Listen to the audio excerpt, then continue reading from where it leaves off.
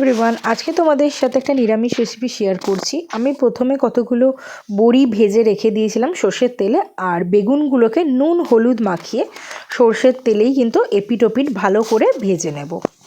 ভাজা কমপ্লিট হয়ে গেলে আমি একটা পেস্ট বানাবো। সেখানে সমপরিমাণে সাদা সর্ষে, কালো সর্ষে, পোস্ত আর যে যেরকম ঝাল খাও সেই পরিমাণে কাঁচা লঙ্কা দিয়ে ভালো করে একটা পেস্ট বানিয়ে নিয়েছি। কড়াই এবার আবার সর্ষের তেল গরম করে কালো জিরে ফোড়ন দিয়ে ফার্স্টে সেখানে আমি টমেটো অ্যাড করব। আমি একটাই টমেটো দিয়েছিলাম, আর টমেটোটাকে একটু হালকা ভাজা ভাজা করব। অল্প একটু নুন দিয়ে দেবো।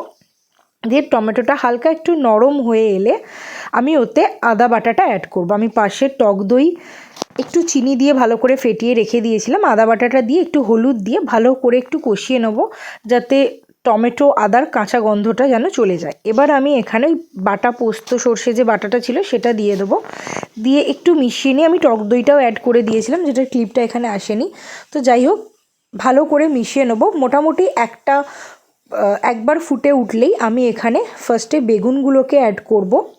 বেগুনটা যেহেতু আমি আগে থেকেই ভেজে রেখেছিলাম, এখানে আমায় বেশিক্ষণ ওয়েট করতে হবে না, খুব চটজলদি একটা রেসিপি।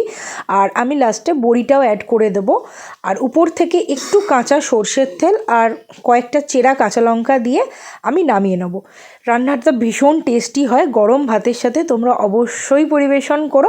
আর ভিডিওটা ভালো লাগলে লাইক করো, কমেন্ট করো, শেয়ার করো, চ্যানেলটা অবশ্যই সাবস্ক্রাইব করে দিও। বাই।